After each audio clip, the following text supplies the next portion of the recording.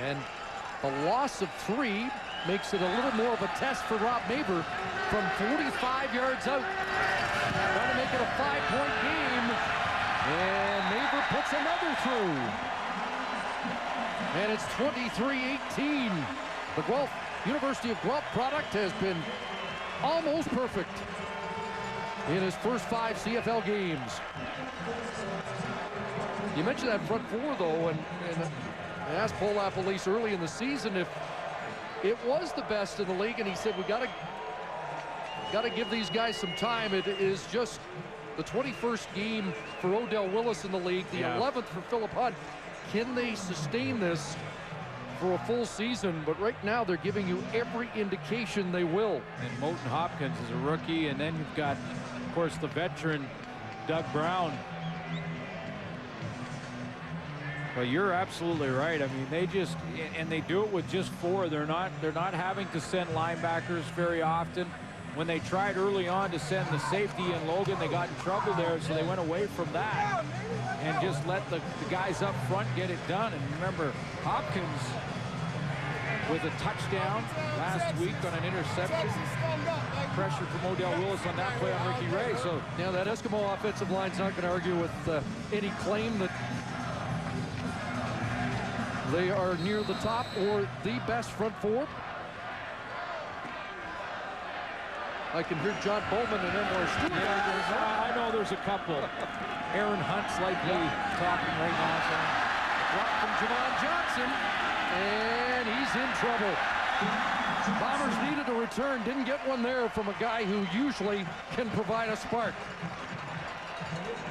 Well, what an opportunity here for Stephen Giles. Come into hostile territory, have a chance with 3:15 and a 5-point game to be able to move this football team down for the winning points if he can put together a drive here. Now, he has had success in Calgary. Remember last year he came in with the member of the Saskatchewan Roughriders, played a full second quarter in that big shootout game. Statsman Dave Moyer pointing out that Bombers opted to take a kickoff. They could have hit the ball at the 35, but they lose 20 on the gamble to return it. And Johnson couldn't get the job done. That pass would drop well into the turf, incomplete. And we're down to the 3-minute warning. And a good finish here at McMahon upcoming. Well, our game story is brought to you by Mr. Lube. Well, I agree with the panel. I know Matt Dunnigan talked about it at halftime. It's just great to see Kenyon Rambo back and playing the way he's played tonight, especially in that first half. Burris is over 300 again. And Nick Lewis, a big game, 161 yards, including one of the best high hurdles you're going to see in football. Absolutely, and the 10 catches matches a regular season personal best. Had 11 in the 08 Grey Cup. Big 2nd and 10 here. Giles downfield. The play is Bowman, and it's busted up by Brandon Browner. You know, Darius Bowman had a step on Browner, and he's coming across the field, but the throw just a bit behind and a bit late. If Stephen Giles can get it out of there a little bit quicker, and you know what, it all comes down to his footwork and the drop in the pocket. If Giles just pulls up at about that 7-step drop area, he gets it out of his hands quicker, and he may have a big play, but that extra split second gave Browner a chance to catch up. Cerna from inside his 5, and he gets away a good one. Murphy back at his 45. Oh, and he'll step out at the 48-yard line. All the talk about Kenyon Rambo and his return out of the gate. Nick Lewis just sort of quietly put together a very good game. That was his big play over the middle, but that little quick out the sideline is one that he just makes a living on. There he is again, right by the sideline. Safe guy always for Henry Burris, and that was one of the great vertical jumps in a game. 6 second down conversions for Nick Lewis. That was a 52-yard punt by Alexis Cerno, so give him top marks for that. Now Burris trying to put the finishing touches on this. Zuber with a good break on the ball, and he takes down Kenyon Rambo, who wants words with him.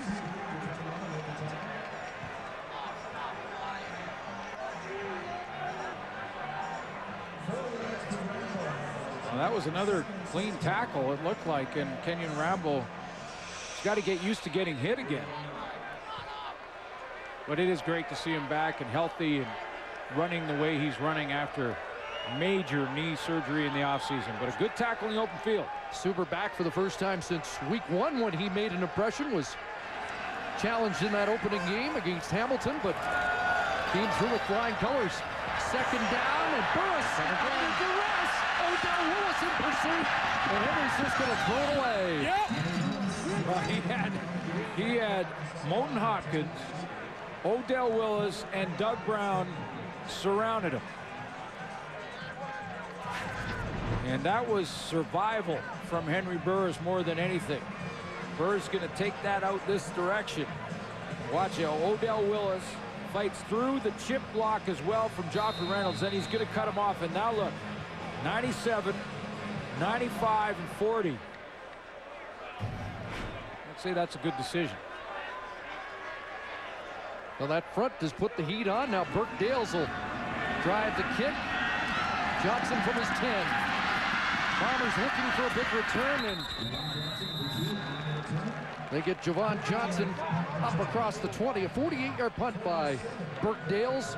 And now Stephen Giles, with 100 seconds to go, is down by 5. Can he manufacture a game-winning touchdown and a Bomber victory here at McMahon?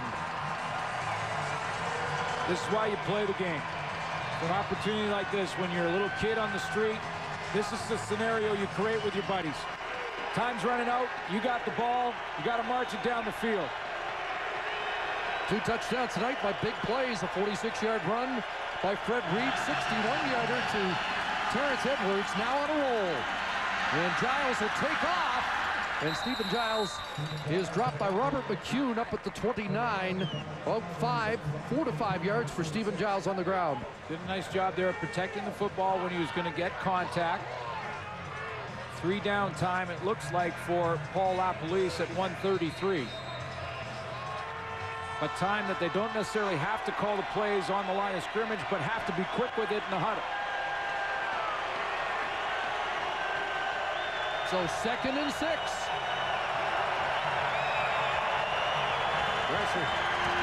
There's Holman with the catch in front of Brandon Browner, and a big Winnipeg first down. 4th catch of the night for a first down by Darius Bowman. Blitz recognized, quick throw, inside route for Darius Bowman, and a nice first down for Stephen Giles, and you can see him up front. All blitz for Calgary. No Terrence Jeffers Harris. They're going to go deep. He's got Edwards wide open. And he's got it at the 30-yard line. Milton Collins brought him down, but Terrence Edwards had 2 or 3 strides. Dwight Anderson with a late tackle, and Edwards appealing for a flag. It's been an interesting matchup, and a double move by Terrence Edwards. Milton Collins trying to jump on that curl. He thought he was going to steal one there. A double move. He just jabbed his feet a little bit, and Edwards gets in behind him. Anderson not sure if Milton Collins actually tagged him down, so he dropped him. Huge night for Terrence Edwards, and now they're down to the 30. On a roll, Stephen Giles looking for all of it. Into the end zone. Brock Ralph can't bring it down. Dwight Anderson there. The Bombers take a shot. But that one hit Brock Ralph right in the shoulder pads. And he gets maybe a little distracted there from the right hand of Dwight Anderson. But if he goes up with his hands and gets both hands up there in the air, he has a chance at that one. That was a beautiful throw from Stephen Giles. Missed chance for Ralph. Giles, though, Chris, doesn't have to go to the end zone here. He has time to still work the ball down the field a little bit. 2nd and 10, 48 seconds on the clock. And that ball batted down and incomplete. Tom Johnson off the edge. And it comes down to a play. Let's take a look. Who came off that edge? Malik Jackson. And so it is down to 3rd and 10. Boy, and that's a gamble by Malik Jackson. If that's a pump fake and Giles takes off, he's still running. But he timed it right, knocked it down. It comes down to this. Bombers have to get to the Calgary 20. Time for Giles. He wants all of it. Into the end zone and too far for Terrence Edwards. And it's a turnover on downs with 36 seconds to go. The Bombers come up 30 yards short. You know, and this is back-to-back games where we've just seen, you know, a little inexperience at times with quarterbacks. You think back to last night in Edmonton and Travis Lulay. That's 2 shots to the end zone from way back with time on the clock for Stephen Giles. And you know, it was a great throw to Brock Ralph. He probably should have come up with it.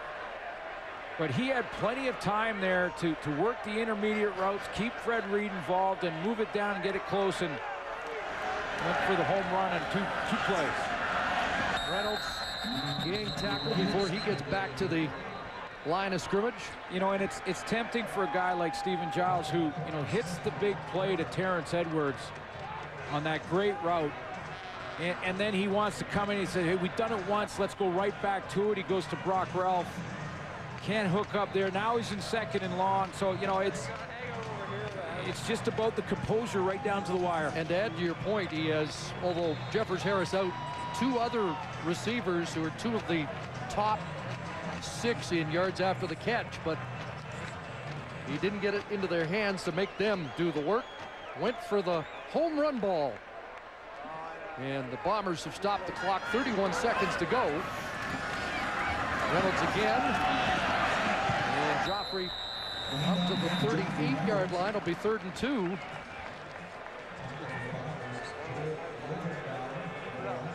There's John Huffnagel, and right beside John Huffnagel in the gray sweatshirt is Hugh Campbell. He was on the Edmonton sidelines last night. I had trouble with Hugh Campbell wearing a Winnipeg hat last year. It's even stranger to see him in Calgary Stampeder gear. Well, here's the thing, though. He was on the sideline in Edmonton last night. And in order to get on the sideline, I'm sure John Huffnagel said, look, yeah, I'd love to have you come down. It'd be great. You could just come down and hang out with me on the sideline. But there's only one condition. You got to wear a Calgary hat. Well, of course, his son is the running back coach for John Huffnagel. They're running the clock down with 1 second to go and call the timeout. You know, gutsy effort by the Winnipeg Blue Bombers. You know, for most of this game, Henry Burris moved the ball very well. Another 300-yard passing game. But, you know, I think the fans in Winnipeg... Timer, please put 7 seconds on the clock. 7 seconds. Okay, they're going to reboot it to 7 seconds remaining. The Winnipeg Blue Bombers and their fans have to be, you know, excited about this effort. I mean, they hung around, they stayed in it on the road with a hot quarterback, and now it looks like to me when they do get Buck Pierce back, Chris, they're going to have 2 capable quarterbacks in the stable. Calgary's still got to burn 7 seconds off the clock here, and they leave the offense out. Remember a couple of years ago in the Western Final, they did not kill the clock and gave up 1 last play. So Henry Burris going to toss it back, and Robbie Bryant. So this one maybe with 2 years of Robbie Bryant is brought down. 2-point safety. Well, flag down on the play, and the time has expired. And I think the flag is a late hit. And it see the number. It may have been Suber, I believe. Yeah. I think it was a late hit on Robbie Bryant in the end zone. Major foul, unnecessary roughness. Winnipeg 25 has been declined. 25, the game is Brady over. Brown. So the game is over. And the Winnipeg Blue Bombers put a scare into the home side, but the Calgary Stampeders